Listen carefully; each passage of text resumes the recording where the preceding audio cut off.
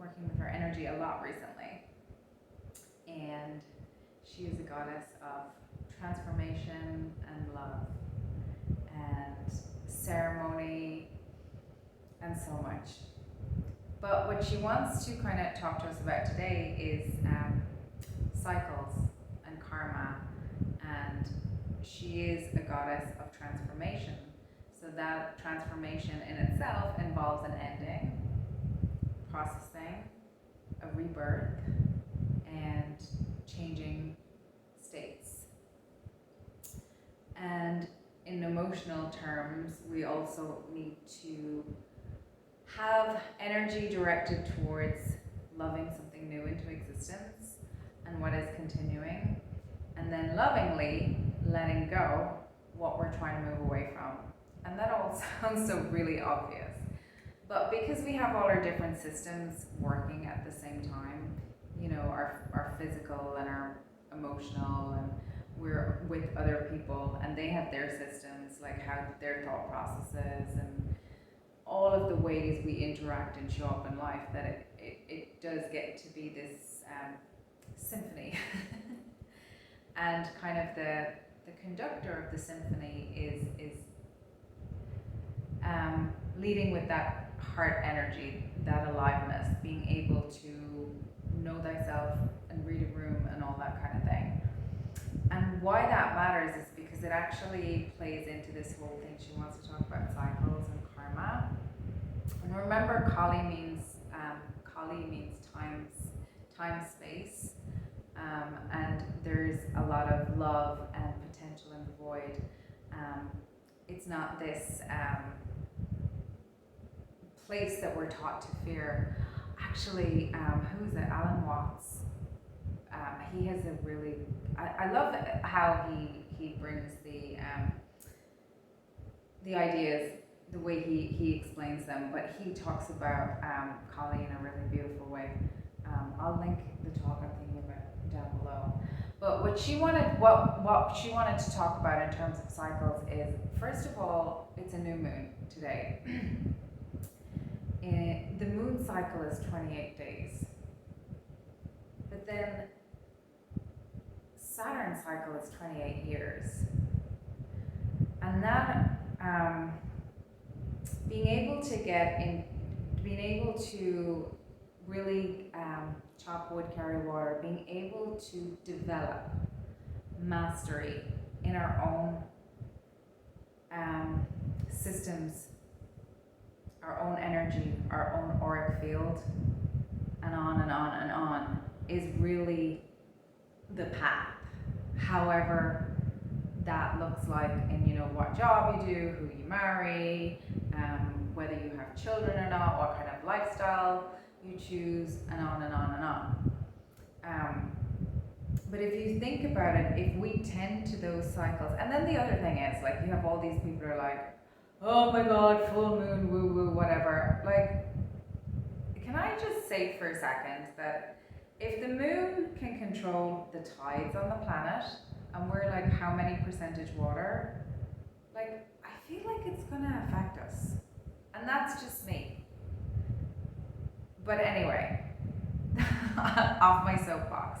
But that just seemed logical to me, and I just wanted to point it out. Anyway, so the moon cycle, if we can get in touch, it's long enough that it's, you know, if we can tend to our daily routine, and then our weekly routine, and then our lunar cycle are every 28 days, and kind of society is set up in kind of more the daily, weekly. If we can figure out that rhythm around our own natural rhythms and systems and imbalances, and where we need to do work, and where we are working, you know, putting too much energy, or maybe are over relying on those kinds of things. And because the moon moves through the different houses, the moon moves through the different signs throughout the year, it gives us actually a really a beautiful map to be able to work. It's like a cosmic organizer to be able to tend to the little things. If you kind of look at where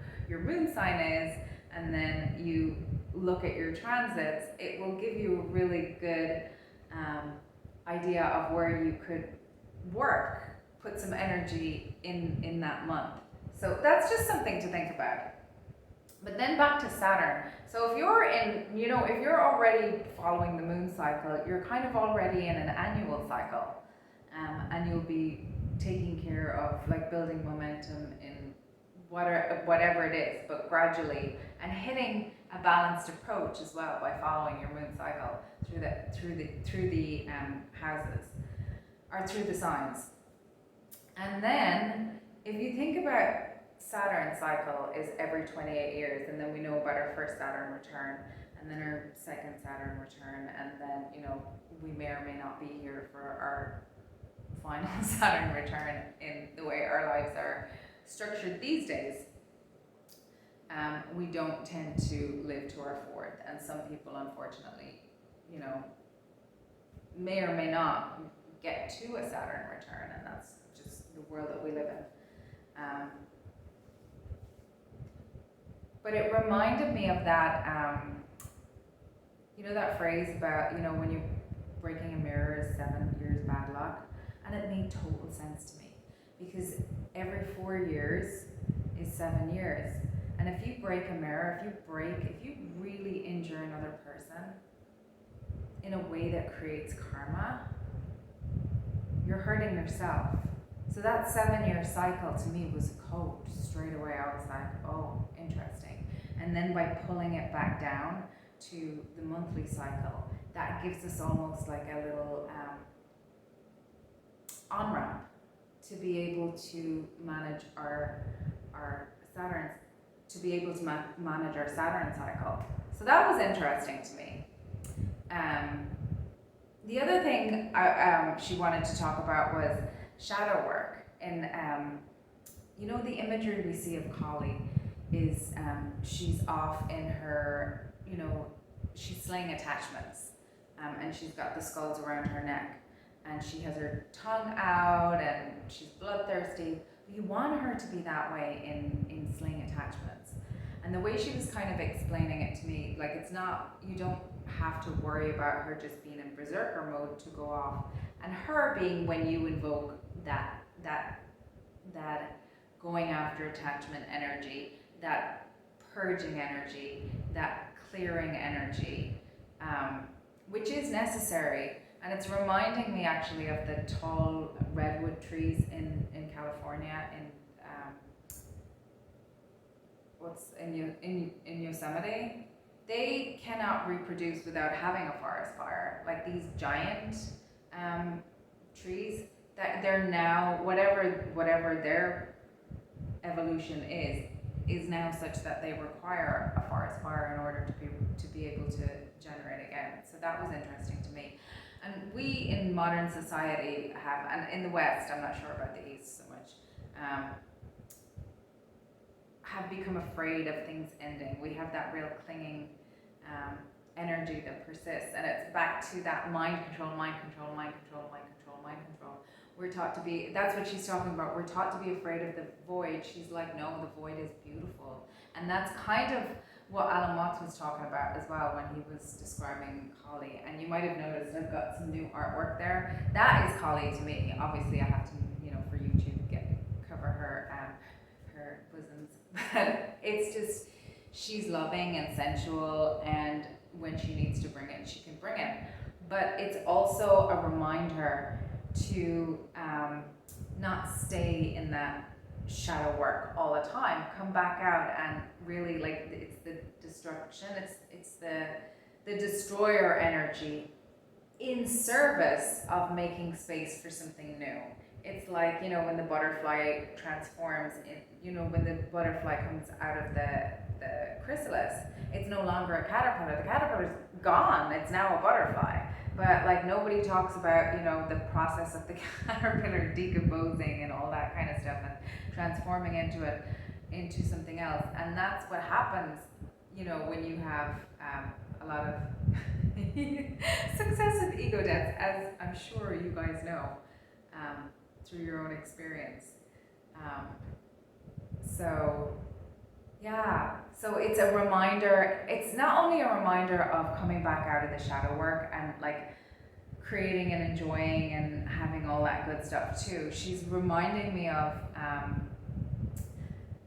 things that like it's a reclamation energy, and one of the things that society in our age of Pisces, again back to this diminishing of the feminine of the feminine energy, like in women particularly, that hermitude space, the idea of giving a woman space in society, being left her own devices, was really vilified. And that's interesting. Like, men were allowed to be wise sages, and even I've gotten a lot of my information from other sources, but as I'm going deeper into it throughout the ages, I'm feeling that there still is, in modern times, quite I don't want to say aggression towards women. It's a fear of the feminine energy, which has manifested in the putting down of women, and obviously male, female, Eastern, Western. It's happened in a lot of different societies, and it seems to be in more societies where they became segregated. It's reminding me of that song Fever by Peggy Lee again. So the first verse is about Romeo and Juliet, and he says, "Thou giveth fever to Juliet." So Juliet is this innocent maiden, and she is the one with the fire, and he is not in control of his, like, he's immature at this point, so he's just like, you know, give me your fire, basically. But in the second verse, it's Captain Smith and Pocahontas. And Pocahontas is completely connected to her environment. She's completely natural. And she says, "Daddy, don't you kill him. Daddy, no, don't you dare." She is connected. She's the kind of, to me, it's now showing me the early path when the woman doesn't know and isn't allowed to be in her femaleness, and the man doesn't understand in that scenario. Doesn't understand how to support her, and that's why she needs that kind of protection. But it's also kind of giving me, they're in this is the Capulets and the Montagues in kind of a very society place, you know, so they have a lot of the trappings, but they're disconnected from the natural world. And Pocahontas comes from, you know, a place where men and women have their roles, and it's more natural and more in with the environment, and she's more in not only she's more integrated and whole as a person and allowed to make her own decisions. She's a more sovereign person. And the difference that they're showing me is the two, like the natural versus the kind of being separated, being removed from the natural. So that was interesting as well. But it's very much Collie's message is about appreciating all of it. But I think we know about that anyway. But and the other thing is to kind of know the difference between connection, energy, genuine connection. Okay, that's it. So genuine connection versus attachment. So yes, she's so adept at all of these energies through practice, chopping wood, carrying water, following the monthly lunar cycles, tending to the small moments and the karmic cycle. Oh, and the karmic cycle just impacts, and it becomes its own thing. You know what I mean? But what I'm seeing now is I saw another reader talking about this, where she was saying that she saw the karmic cycle as a ring and that it's snapping open. And when she said that, immediately what I saw was the ring breaking out into a spiral, like that tension going boing, and whoever's here caught in this karmic loop, the the light facing karmas get propelled up the spiral, but by an equal force, the bad karmas are allowed to kind of have to balance in the opposite direction. So it might seem worse than it is. It's just that it's been accumulating, and it's been accumulating, and there's also the time and the quality is what's creating that so that karmic snap. And for people that are going in that direction, for energies that have chosen to go in that direction, it's not going to be a fun ride, let's just put it that way. And for people up here, it's going to be like that bamboo story we talked about recently, where you tend to it under the ground for 5 years, and then in the first 5 weeks it grows, or 6 weeks it grows 90 meters or something like that. So she's saying that is why the chop wood carry water approach, the tending to the small stuff, the tending to ourselves and going from the inside out. Elevation is expansion, and not less is more, but gradual is definitely less jarring than and we've got a lot of astrology happening through cycles, so it will be interesting to see if that also happens at an astrological cosmic, like planet, like if that could be mapped to the planetary movings. Anyway, I think I've been talking a lot. Oh, she's saying one last thing. Time release, time release, time release, time release, time release, time release, time release. That is that splitting of that. That is why no matter where you are in your, let's just say, light journey or anti-light journey, it's definitely worth it to continue on the light path. I don't know how else to put it. Yeah, and when it gets to a critical mass, so you might not think that there is so people say that some people have instant karma. It's not really that. It's that if you have really, really good karmas, you can be a target for other people. And especially if you're, let's say you're someone who grew up and you have to learn how to you have to, reparent yourself or something. You have to learn how to budget. You have to learn how to, feed yourself properly, and you have to learn how to emotionally regulate, because you didn't get any of that from your parents, for example.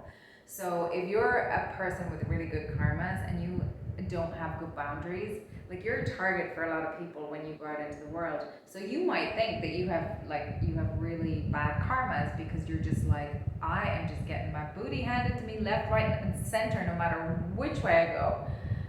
So you learn quick by experience not to be in that situation. And I know a lot of you know what I'm talking about. But once you get to that critical mass and it's snapped, I guess you've snapped enough, depending in how many cycles you got pulled into. When enough of that is broken, it is instant karma, but it accumulates until it snaps. That's kind of what she's saying the time releases. And the moment it snaps, that's why it's never good for the let's say the injured party. Revenge. Love this song. Pain is just a matter of sensation. Although I have the means to bring you down, I just can't bring myself to destroy upon command. I'll link both these songs in below. There might be some messages in it for you. But what she's saying is that time release, it's coming to two things, time and release. We're like, when are they going to get their karma for like what they did to me? Because you're keeping that in place, and the moment you release, that's when it comes away. Now the release is not just going, oh yeah, now I get it, I'm going to forgive them. No, you have to do your shadow work, boo-boo. And we all know that's it takes what it takes, and it is a process, and it works differently for everybody. It's not linear, and that's a whole other channel, to be quite honest. So thank you to the people who are